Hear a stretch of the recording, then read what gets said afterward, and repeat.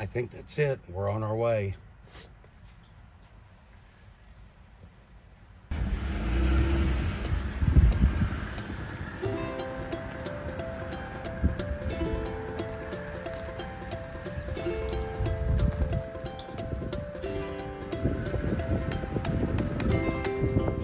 Hello and welcome back to our channel. I am so excited to finally share with you our big adventure out to Utah. Once again, I flew and met Dad in Flagstaff. He drove the Jeep out and picked me up, and he camped along the way. Once we met in Flagstaff, we took a drive up to Kanab, Utah, where we stayed for a couple nights. There will be more on that later, but for now, I'm just excited that you're here, and I really hope you enjoy going on this adventure with us. It's a long ways to Flagstaff. I think Kira's going to have to wait for me just a little bit.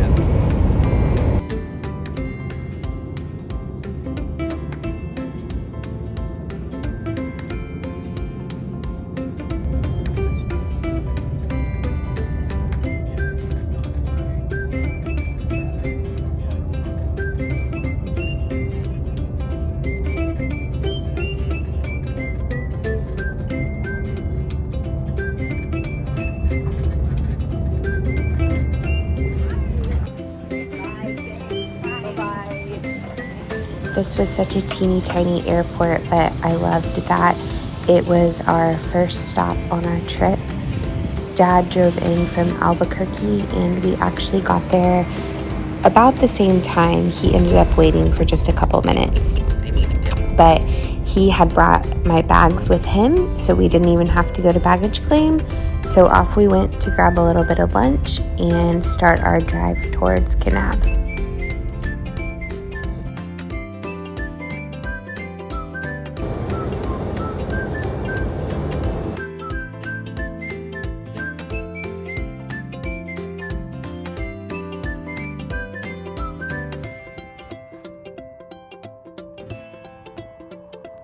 So this is the first area where we really started to notice a change in the scenery. So we decided to pull off the road and just take it all in.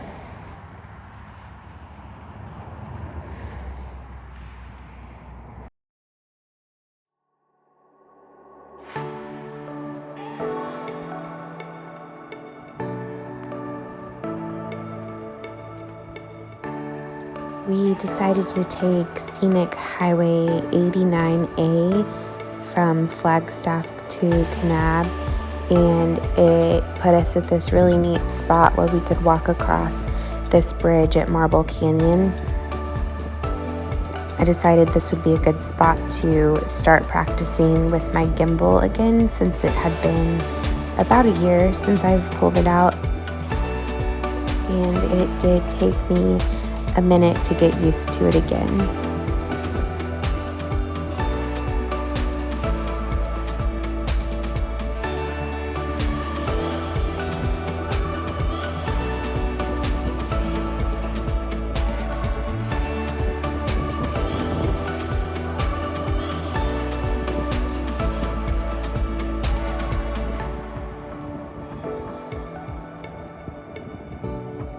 Marble Canyon really was a beautiful spot, and I'm glad that we took the time to stop and walk across this bridge. We're having some operator issues with the gimbal. Yeah, do you know where we are? No. Y'all want to see what nowhere looks like? Whoa. Let's see.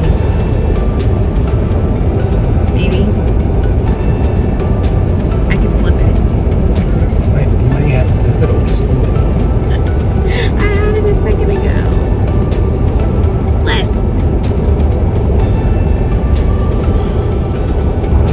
Alright. Check it out.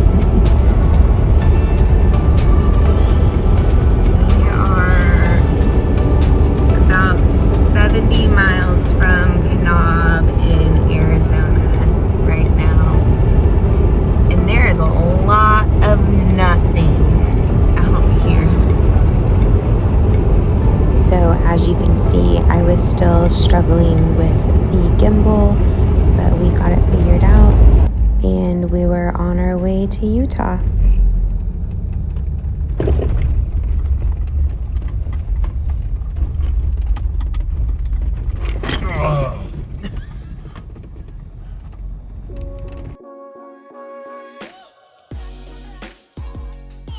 It was a much longer drive from Flagstaff to Kanab than I was expecting, but I think that's because there just wasn't a whole lot to look at.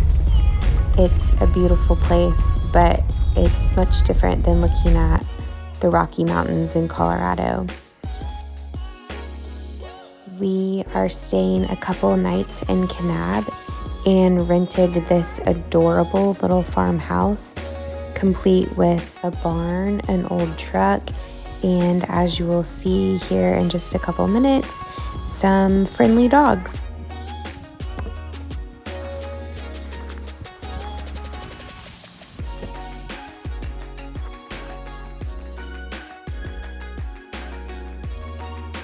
We're out in the middle of nowhere. It's so pretty.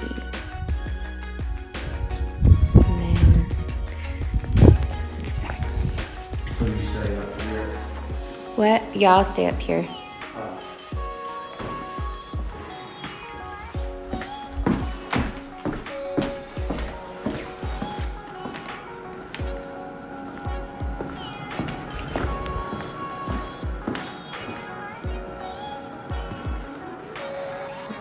My room and my bathroom. Cute. Oops. Hello? What are you doing? Come here. Oh, hi. You don't belong in here. You scared the poop out of me. There's another one. Okay. Keep doors closed. Stay back. Hi, thank you for visiting. I know, you're awfully cute. Wait, so I think these dogs belong to a distant neighbor. Oh my gosh. But they made themselves very comfortable in this house. I had to make sure I kept the doors closed at all times. It ended up being great having them around to greet us every morning when we left and every evening when we returned. They even sat by the campfire with us at night, and we just became good pals. Okay. Did We'll it be back later. Did it lock? Yeah.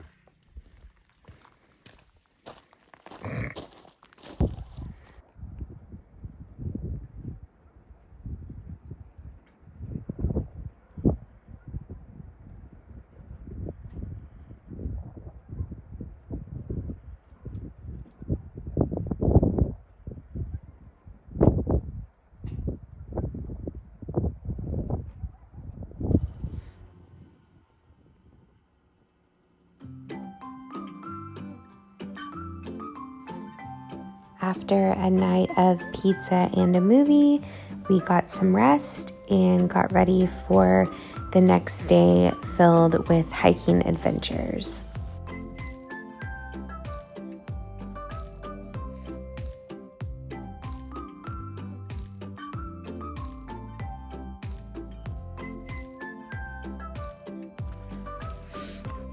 Dad turned around.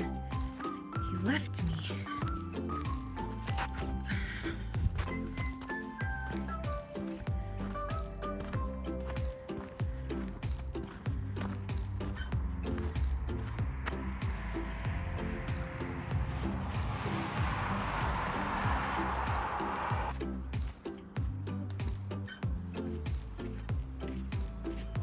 I didn't get lost.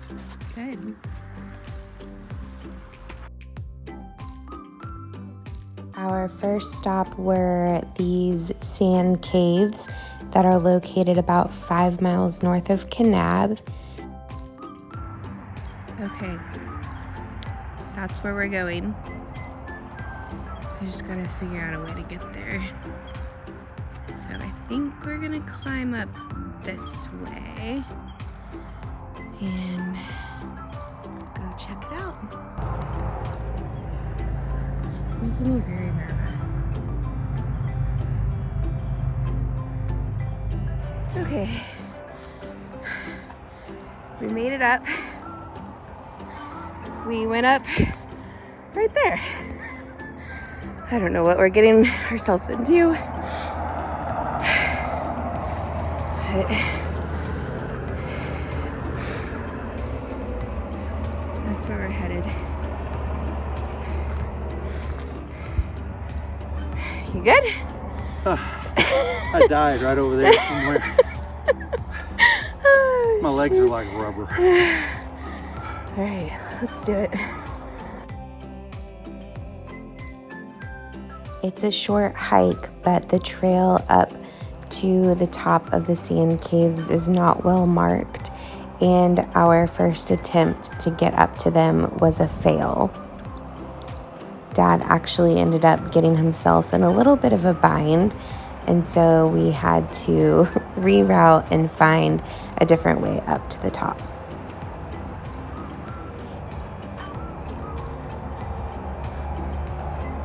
Once you get up there, it's just a short walk along the top ridge to get over to the sand caves.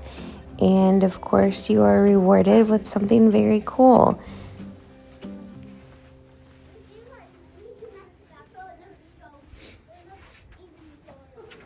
Uh-oh, hot.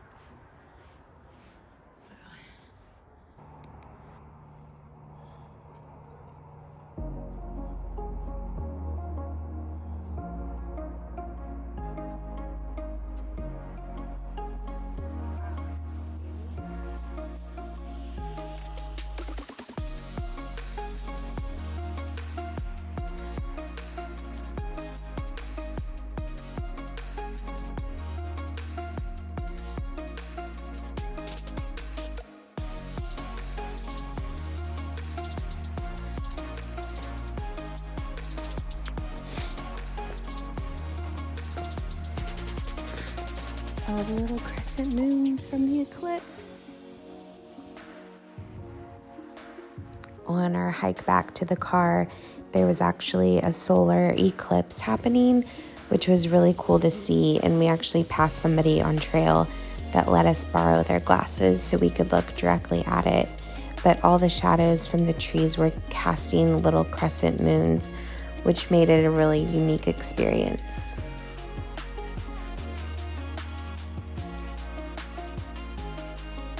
The next part of our day was devoted to the slot canyons.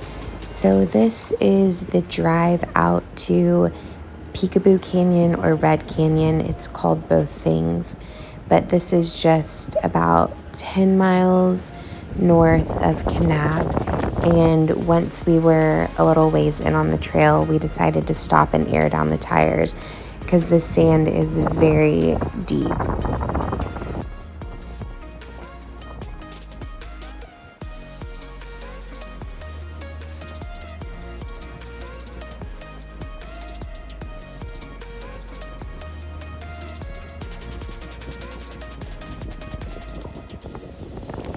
It's about a 3 to 4 mile drive back to the trailhead of Peekaboo Slots, and it is highly recommended that you're either in a side-by-side or a four-wheel drive vehicle. You ready? I'm ready. Okay. Let's do it.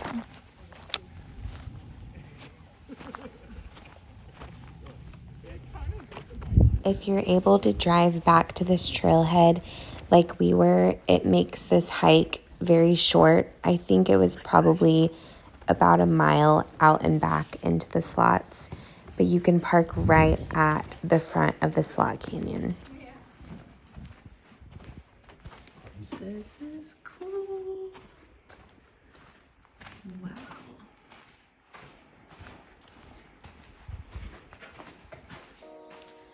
Oh my gosh.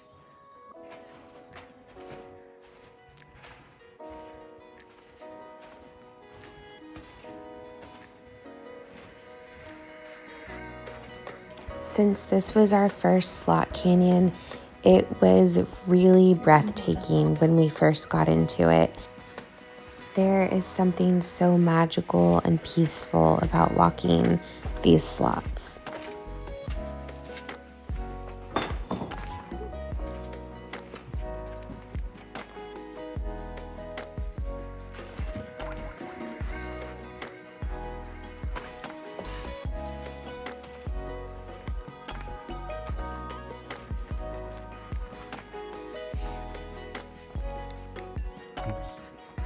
I hit a button over there.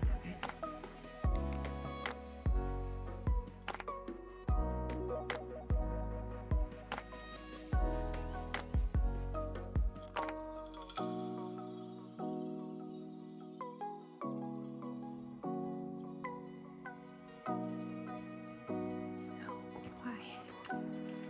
I'm coming.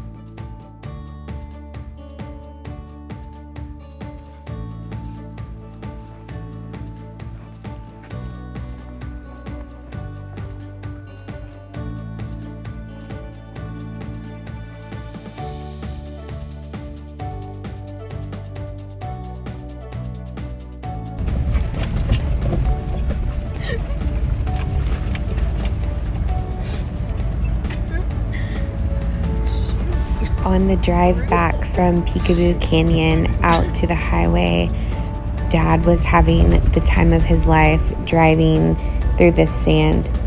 I thought it was so funny how fast we were going, and I just got really tickled. It was just so much fun. Jeez. I know. It's all about momentum.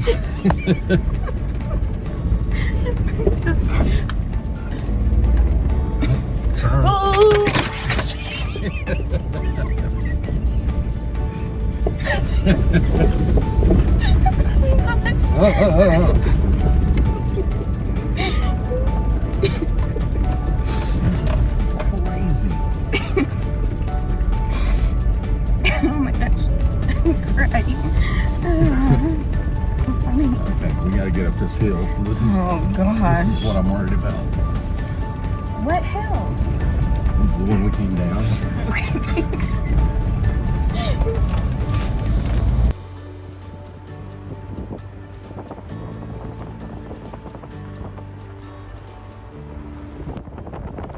This drive has areas with very, very deep sand, but like I had said before, with the tires aired down, and in four-wheel drive we had no issues. There were parts that slowed us down, like right here, but Dad just kept saying momentum is key, and we made it just fine.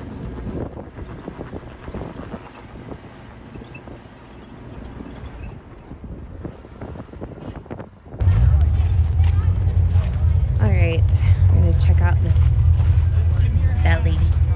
belly tunnel. I think I'm still recovering from the Jeep drive we just did.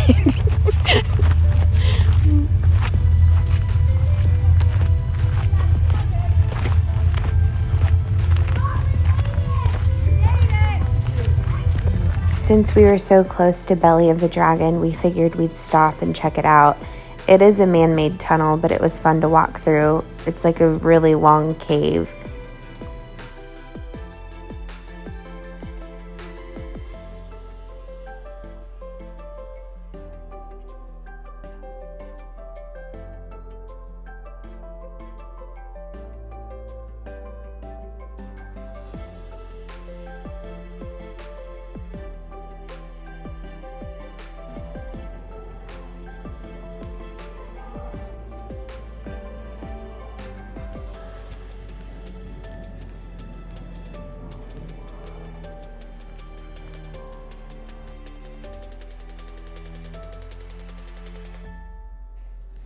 After a quick walk through the tunnel, we headed up to Mount Carmel Junction and ate at the Thunderbird restaurant.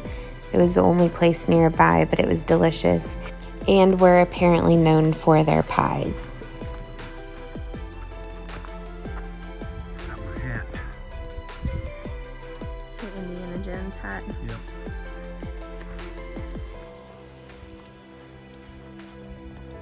Our next stop was just up the road in Orderville. I hope I'm saying these town names right because I did get corrected with Kanab and Kanab.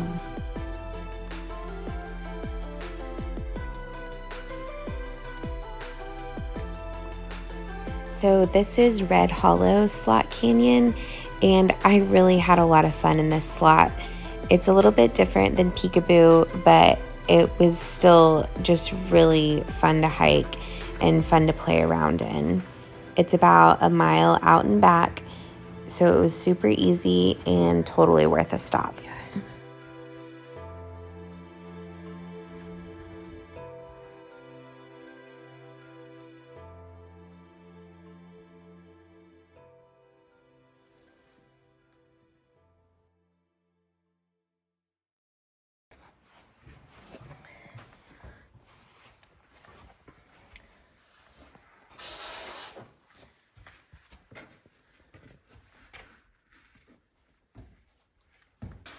Hey, tell us where your friend came from there.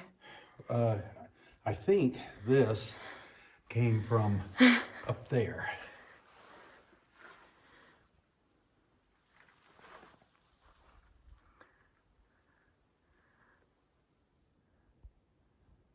I can't even really focus on it.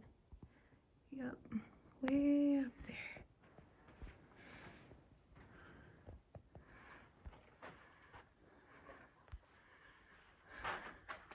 And there she lies.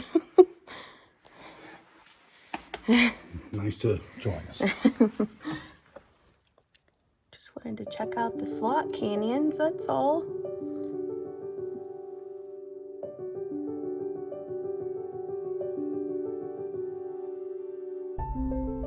These slots are so cool.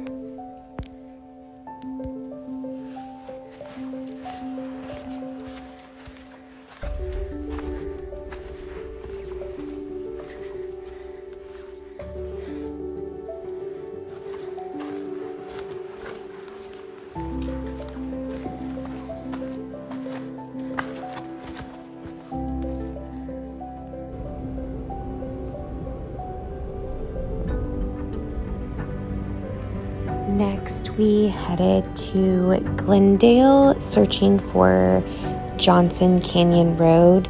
This was just a scenic drive that we wanted to take back towards our Airbnb in Kanab.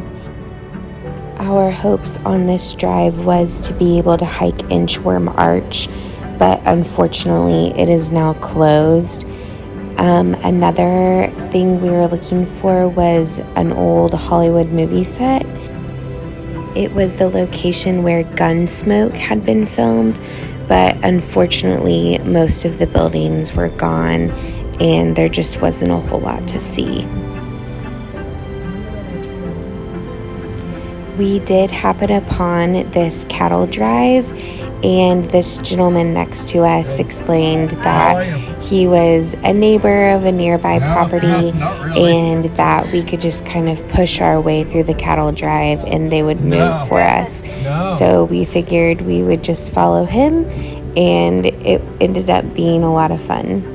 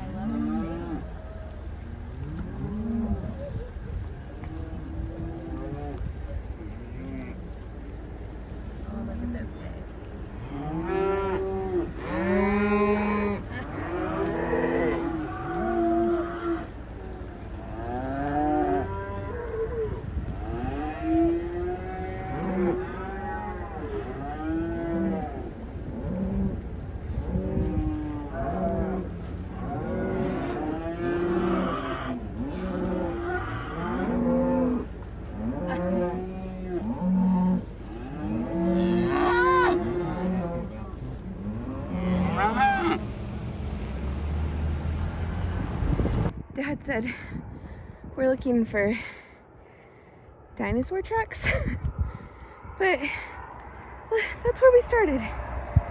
Why are dinosaurs way up here? Goodness. Where are we going? I don't know. That way, I just can't figure out what a dinosaur is doing up here. It's really pretty though.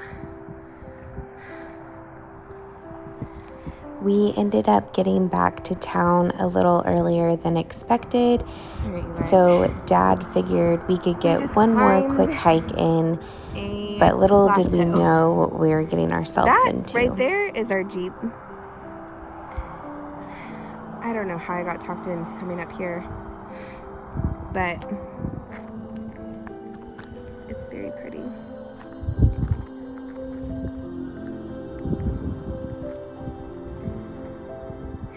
And allegedly, there are dinosaur tracks up here, so we're gonna see if we can find some. He's hiding in the bushes.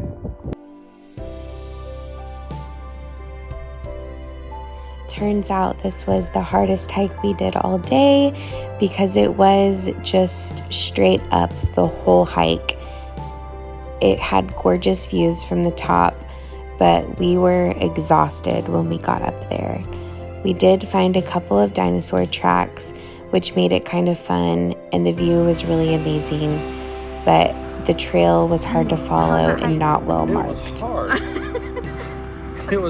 it was all uphill for like 2 dinosaur tracks. Okay, and when we were up there, Uh-huh. how confident were you that we had hiked a really long ways up? I thought it was a good 1,000 feet.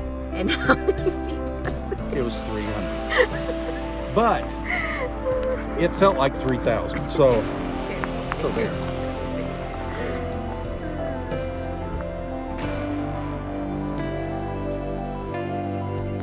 After a long day of hiking, we were ready for some leftover pizza, a little bit of wine, hang out with our new friends, and do a little stargazing by the fire.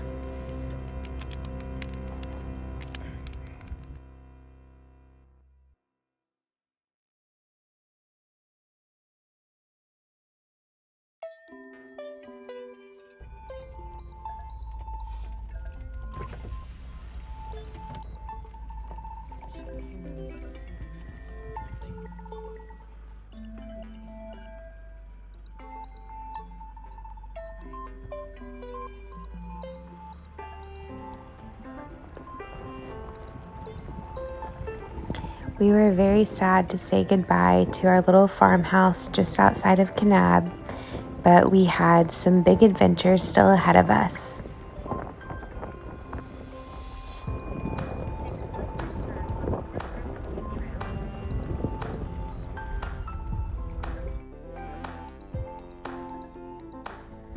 After a quick coffee stop, we had about an hour-and-a-half drive north of Kanab to Bryce Canyon.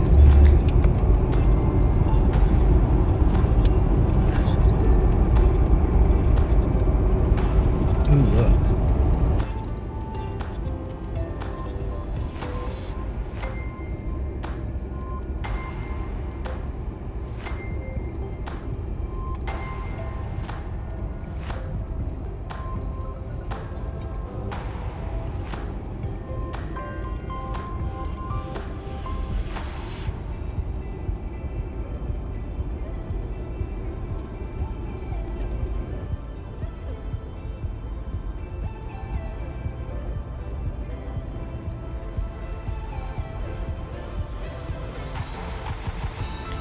We started getting little glimpses of hoodoos off the side of the road, which was a good indication we were getting closer to Bryce Canyon. This was going to be our first attempt to use Dad's National Park Pass, so we were really excited to see how that worked and to get started on this hike through Bryce Canyon. Hello. Park pass? Pardon? Do you have a park Yeah, pass? I do. Do you need the whole thing? And would you like a map? Yes, please. Have a good day. All right, thank you. Sweet. That was easy. Sure was. Pays off the old. It does. $1 McDonald's coffee and free entrance into National Park. Hey, you've earned it. I have. You remembered. What? You remembered your hat. I did. Think we have everything? I think so. Guess what? What? My shoes on. Oh.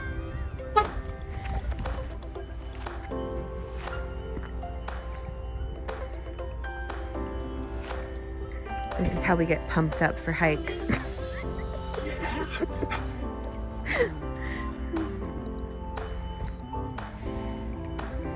another benefit of being old.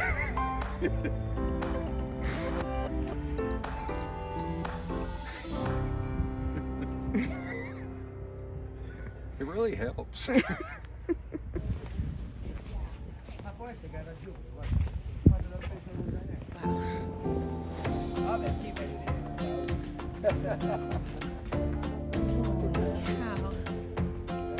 After Dad did his little stretches, we got our first glimpse into the canyon, and it was really stunning. We were very excited to get this hike started. We did the Navajo Loop paired with Queen's Garden, and it was just over 3 miles to complete the whole thing, and it was really a great hike. It was tough in parts just because you have to go way down into the canyon and then climb back out of it. But if you take your time and really take in the scenery, it's definitely a hike worth taking the time to do.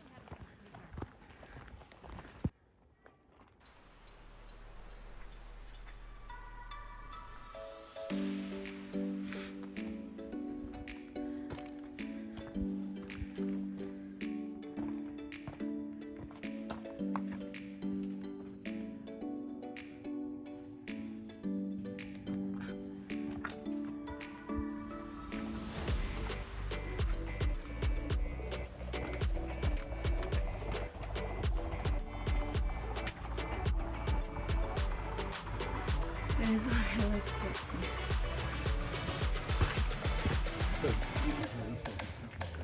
Yeah.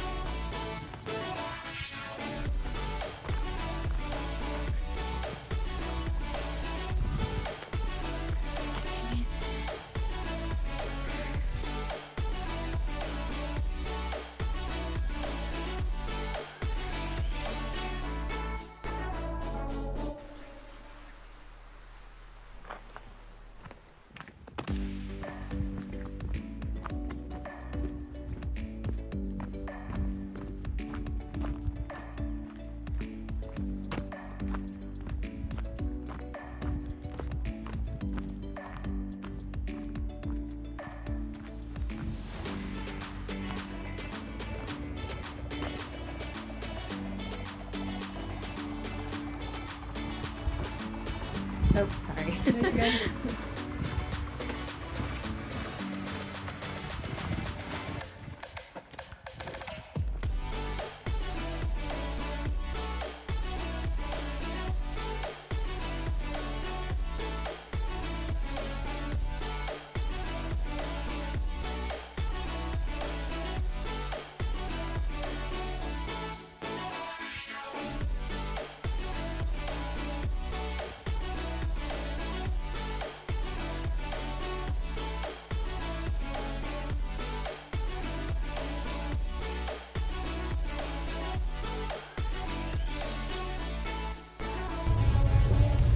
How many circles did you just do? 2.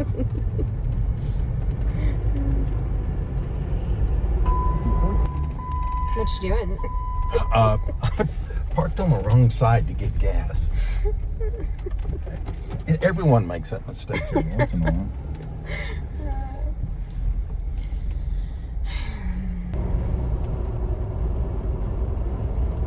Once we conquered the roundabout and managed to get gas in the Jeep, we headed towards Arches National Park.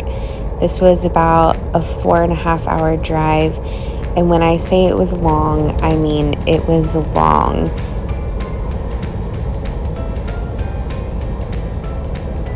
There wasn't a whole lot between Bryce Canyon and Arches National Park.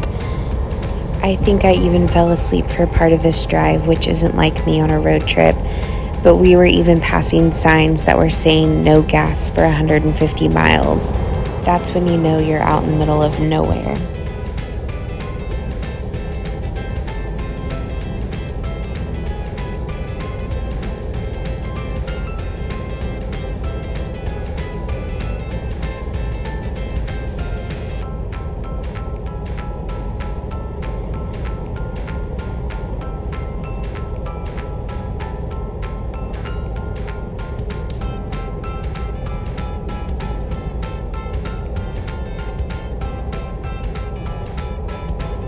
We had a timed entry into the park, but turns out we got there a little too late and it wasn't needed anyway.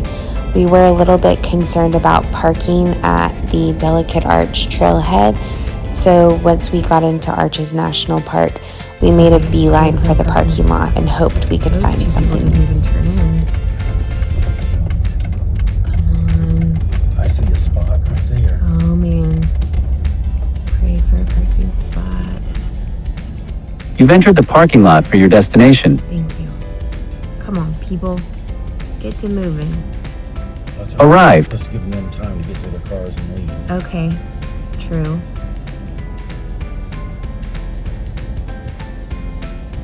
What? Hang on, I think there's somebody leaving right there. That SUV. Are they leaving? Right there, that Buick. Yeah. Yes, blinker. Turn your blinker on. Yes. Oh my gosh, we were right at the trailhead too.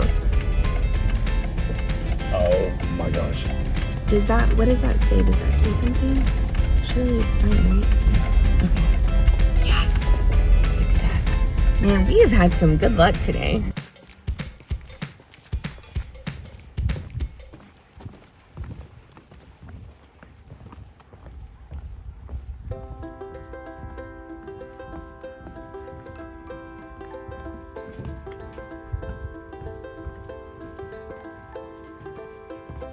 We arrived around 5:30 and started the hike up to Delicate Arch.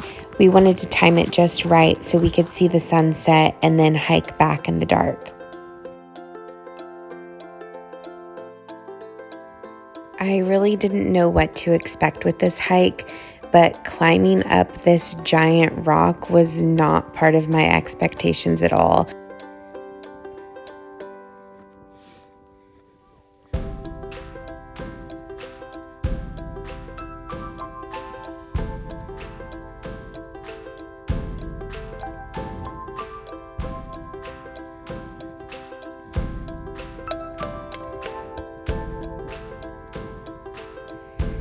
I kept thinking we were at the top, but the climb seemed to just go on and on forever.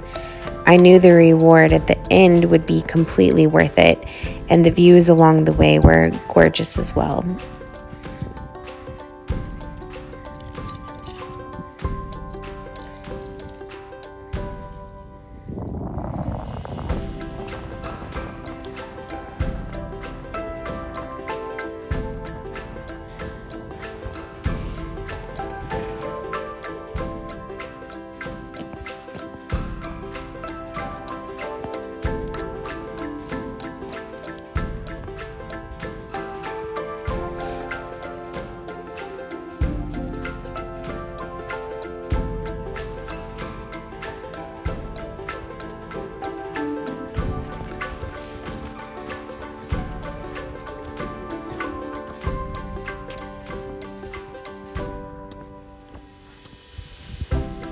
It honestly felt like we were on another planet.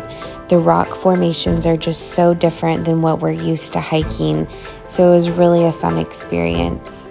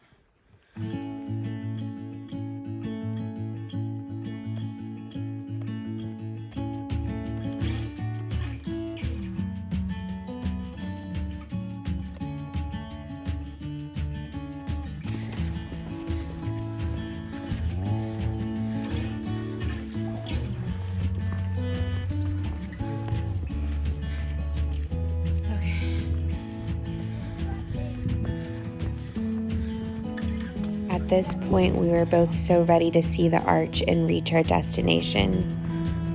We had worked so hard to get up here, and I knew once we turned this corner, it was all going to be worth it.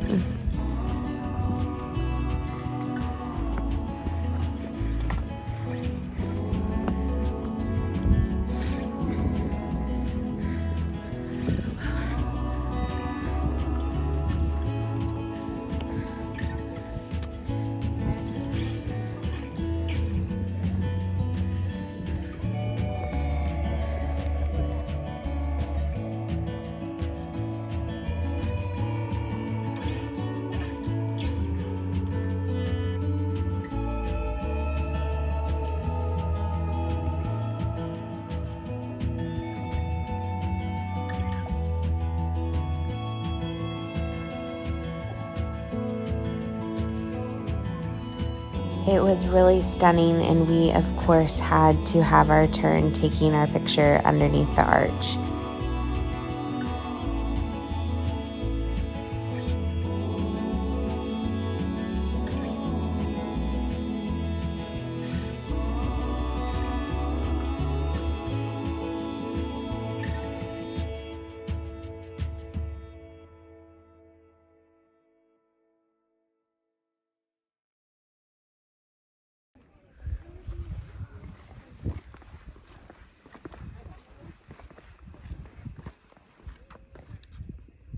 Keep going. Yeah.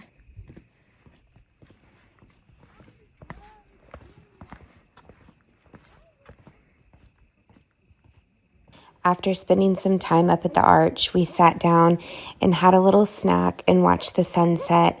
I was actually able to FaceTime my kids so they could see where we had made it to. Then we started our journey back, and it got dark very quickly.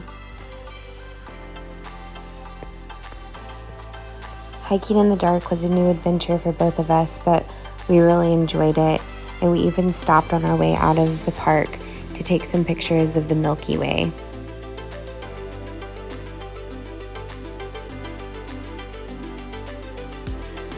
Our next task was to find our glamping tent, and in the dark, that was a bit of a challenge. This is a joke.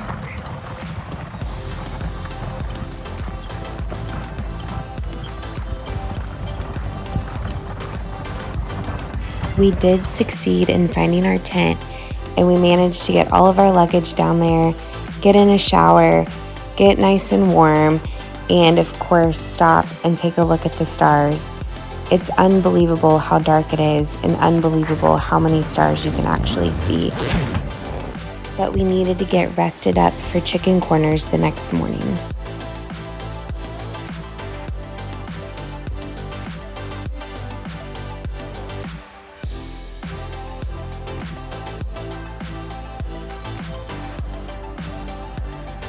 When the coffee delivery arrived around 6:45 the next morning, it was 42 degrees in our tent and very hard to get up, but I couldn't wait to see where we were. Since we had arrived so late the night before, we couldn't see any of our surroundings, and I was very excited to enjoy a cup of coffee and see where we had made it to. There's our wake-up call.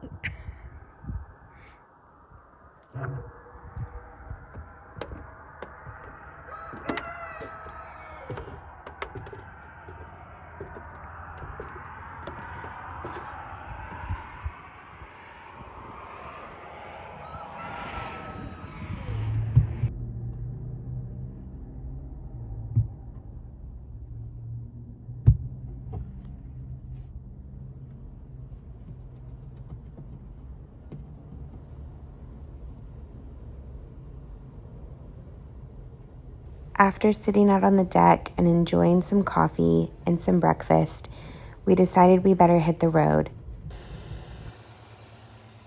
Since we were headed out to Chicken Corners for the day, we thought we better gas up and air down and prepare for our 40-mile round trip all the way out to the end of Chicken Corners and back.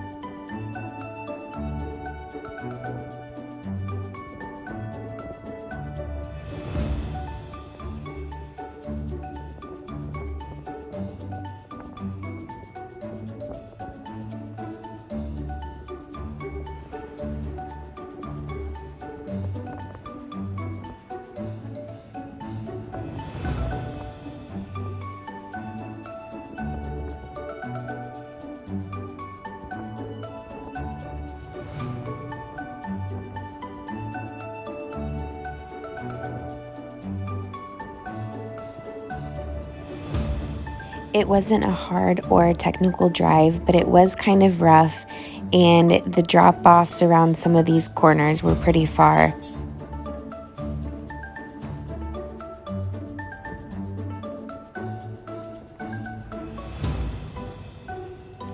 We were out there on a Monday, so I was actually surprised to see that many people out on trail with us, but it was good to have some company and watch some of the people ahead of us get through a couple of the rock obstacles. What did he say?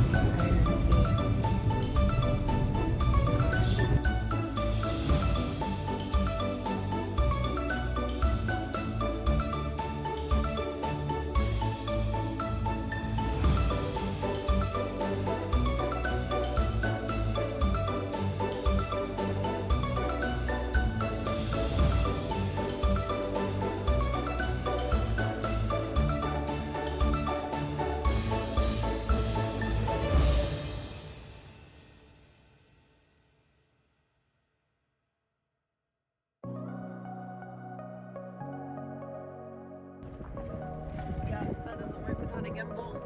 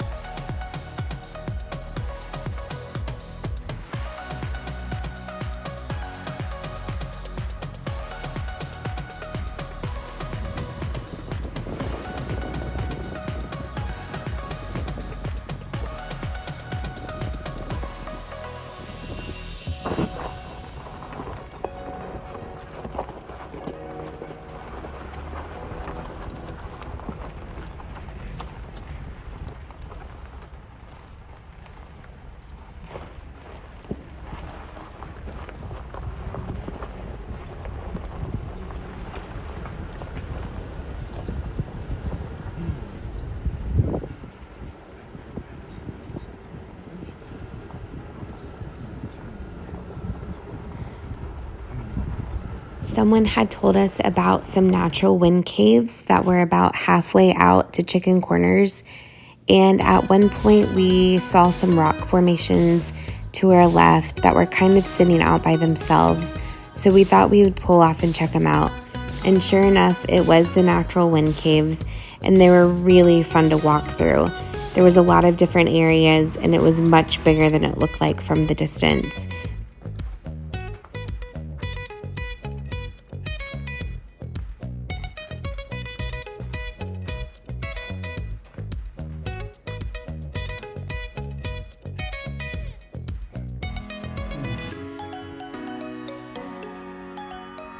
It's so hard to adjust.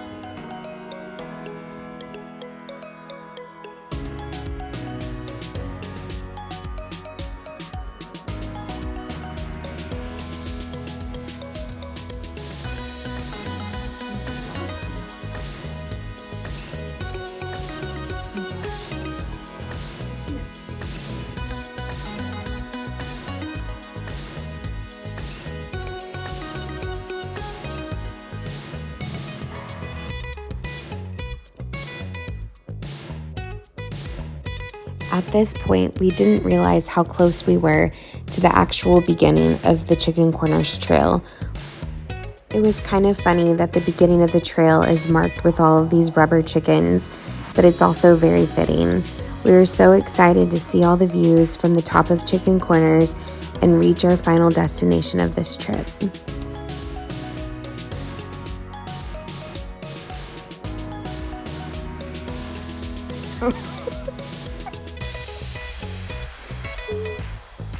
As you can see, Dad is not a big fan of standing at the edge of cliffs.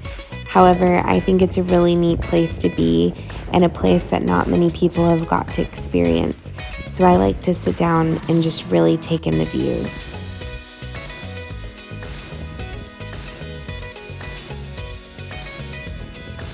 It's really hard to get a perspective of how far down that is, but it is quite the drop-off.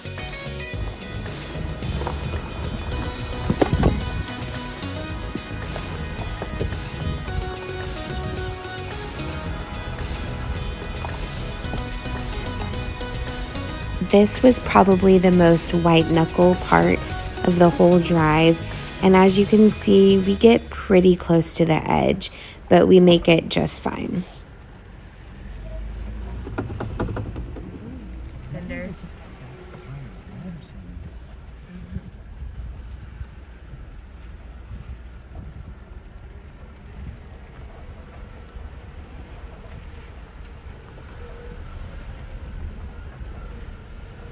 I think that was the spot that we were going to fix that over because the Jeep leaves. Oh, as I'm like hanging out the window. Who knows?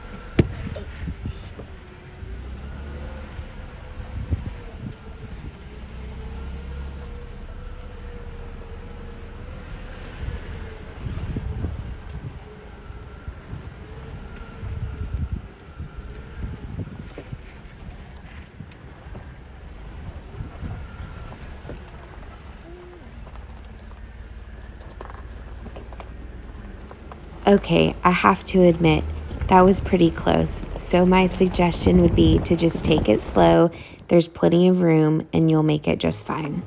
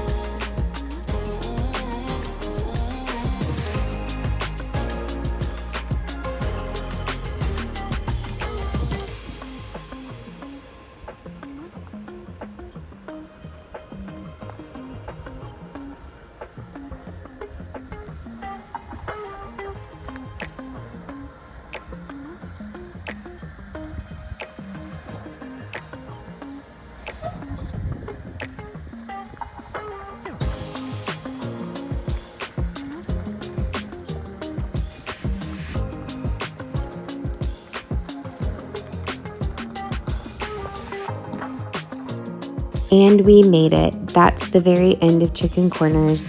There's a little place where you can go walk, and there might be a hike further around the corner, but look, I was a chicken and I was not about to walk around that corner.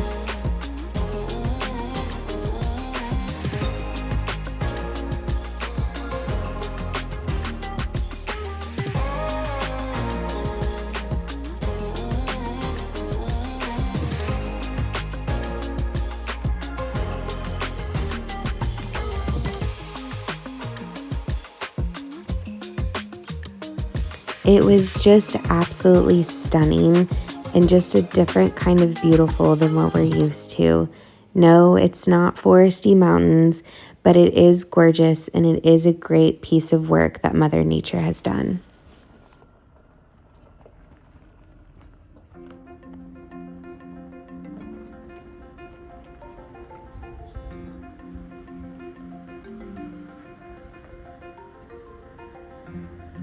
Now it's time for our journey back, and there's a little surprise coming up here in just a couple minutes.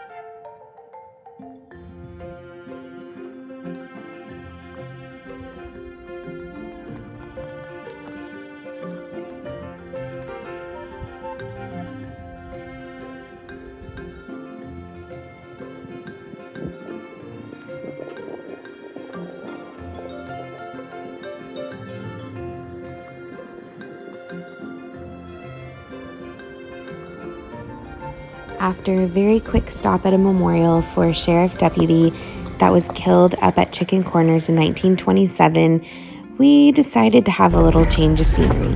Look who's driving. You need the gimbal.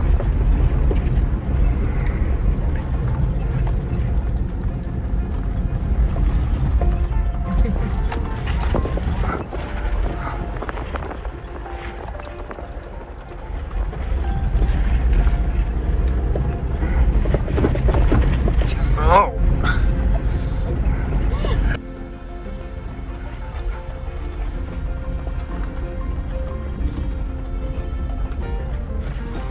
Don't look down. Yeah, absolutely. Do not look down right here and stay to the right.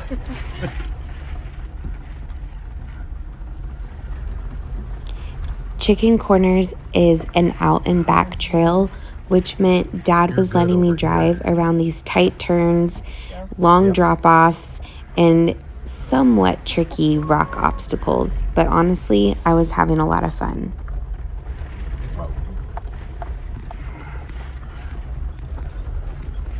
Here, Carrot, take this and take a look down there.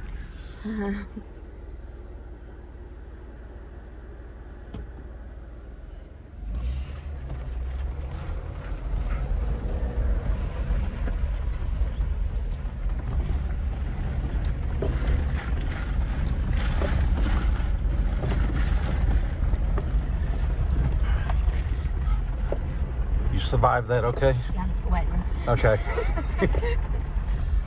So here's one more little turn. Slow down.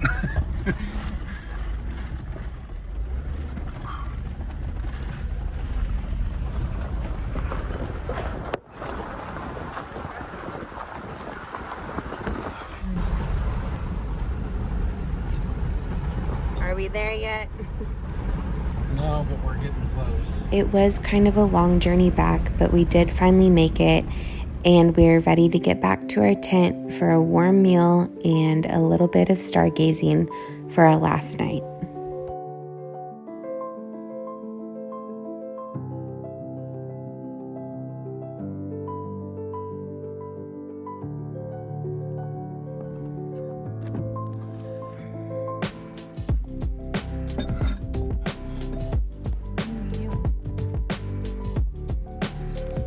Our coffee delivery the last morning came with some chickens, and they hung out with us until we left.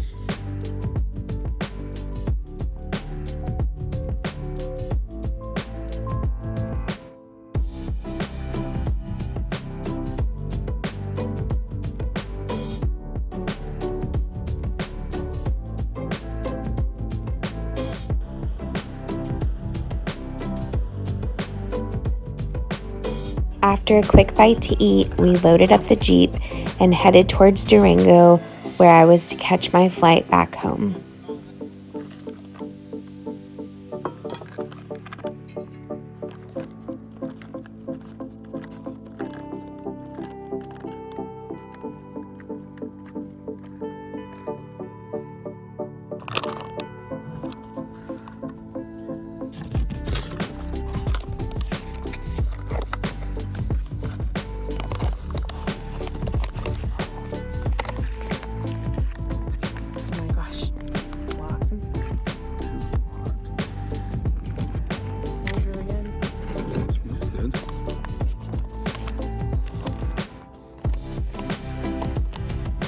We said one last goodbye to our glamping tent, and in just a couple short hours, we were walking the streets of Durango.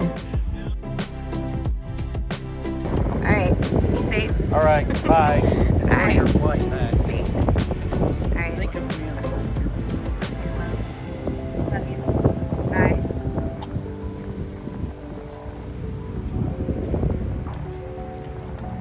Dad dropped me off at the airport, and then he headed to Albuquerque, where he was to camp for one more night.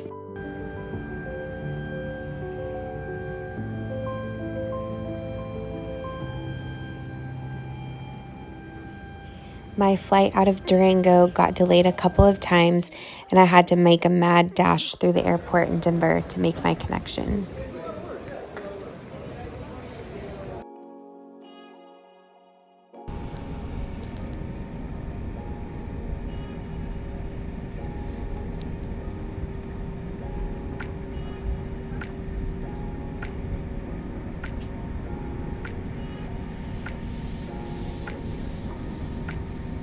After rushing to my gate and running straight onto the plane, we ended up sitting on the tarmac for about an hour, but I got to enjoy this beautiful sunset, and when we took off, it was such a pretty sight against the Rocky Mountains.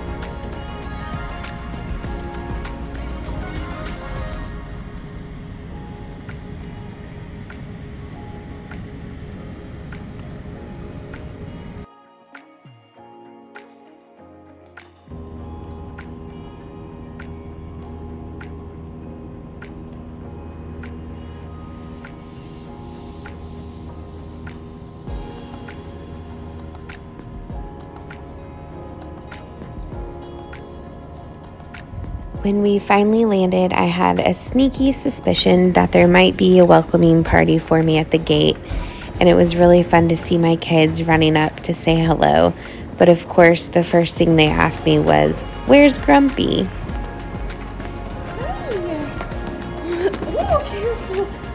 Where's Grumpy? And to answer that question, Grumpy was camping. So he had one more night in Albuquerque. He made some popcorn by the campfire, and then he finished his journey home the next day.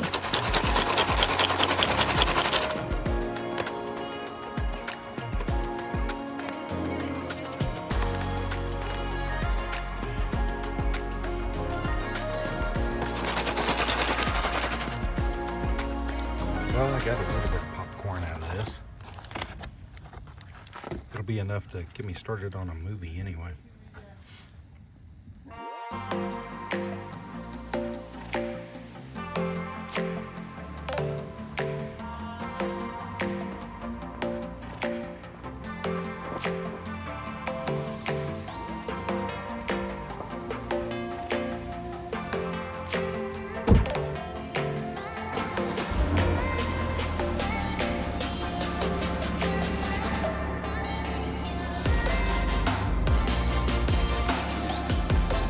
We hope you enjoyed this journey through Utah with us. Please like and subscribe to Buggin' Out to see what's coming up next.